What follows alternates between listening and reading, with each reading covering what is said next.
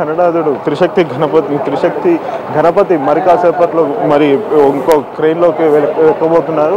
ఈ క్రెయిన్ నుంచి ముందుకు కదిలగానే ఇక్కడ శోభయాత్ర ప్రారంభమై అవుతుందని చెప్పవచ్చు. మనం ముందుగా చూసుకున్నట్లయితే ఈ గత అర్ధరాత్రి నుంచి కూడా అది ఈ వాహనం మీదకి ఎక్కించడం కోసం గణనాథుడిని ఈ వాహనం మీదకి ఎక్కించడం కోసం చాలా కష్టాలు పడ్డారు. ఇక్కడ ఉన్న పోలీసులు కూడా చాలా 24 గంటల పాటు శ్రమించి ఎలాంటి ఇబ్బంది కలగకుండా ఈ విగ్రహంని హుస్సేన్ సాగర్కి తీసుకురావడానికి చాలా ఇబ్బందులు పడుతున్నారు. ఇక్కడ ఉన్న నిర్వాహకులు కూడా చాలా వరకు కూడా ఏర్పాట్లన్నీ కూడా సవ్యంగానే పూర్తి చేశారు. ఇది మరి కాసేపట్లో ముందు కదిలే అవకాశం కనబడుతుంది. ఏది ఏమైనా కానీ మధ్యాహ్నం 2:30 గంటల వరకు కూడా ఈ విగ్రహాన్ని నిమజ్జనం చేయాలని చెప్పేసి ఉన్నతాధికారులు అదేవిధంగా ఇక్కడ ఉన్న ఈ వినాయక నిమజ్జనానికి సంబంధించి అన్ని ఏర్పాట్లు చేస్తున్నారు.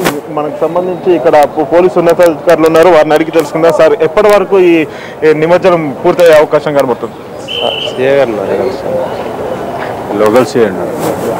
మనం చూసుకోవచ్చు పోలీసులు ఇక్కడ అన్ని అనుమతుల ప్రకారమే ముందుగా తీసుకెళ్తున్నట్టుగా వెళ్ళి చెప్తున్నారు. దీంతో పాటుగా ఇక్కడ ఈ ఉత్సవ నిర్వాహకులు కొంతమంది ఉన్నారు, వారిని అడిగి తెలుసుకుందాం ఏ టైం వరకు ఇక్కడ కంప్లీట్ అవుతుంది. సరే, ఎప్పటి వరకు కంప్లీట్ అయిపోతుంది నిమజ్జనం? ఇప్పుడే స్టార్ట్ అవుతుంది శోభాయాత్ర. దీనికి సంబంధించి ఏర్పాట్లు ఏ విధంగా ఉంటాయి? ఏర్పాట్లు మీరు చూస్తున్నారు. మీకు గత ఒక 2 hours బ్యాక్ కూడా చెప్పాను, 2.5-3 hours బ్యాక్ చెప్పాను, 2.5-3 hours బ్యాక్ చెప్పాను కదా. ఇప్పుడు ఆడ కొద్దిగా లేట్ అయింది. మాకు సిపి గారు ఆర్డర్స్ ఇప్పుడు వచ్చాయి కాబట్టి కొద్దిగా క్రెయిన్ వాళ్ళు కూడా ఇప్పుడు అన్ని అరేంజ్మెంట్స్ అవుతున్నాయి.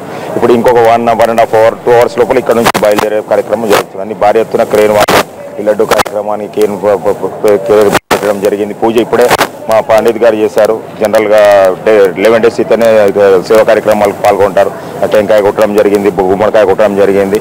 ఇంకో ఆల్రెడీ ఒక విగ్రహం పెట్టారు. దీనికి ఇప్పుడు వెల్డింగ్ అనేది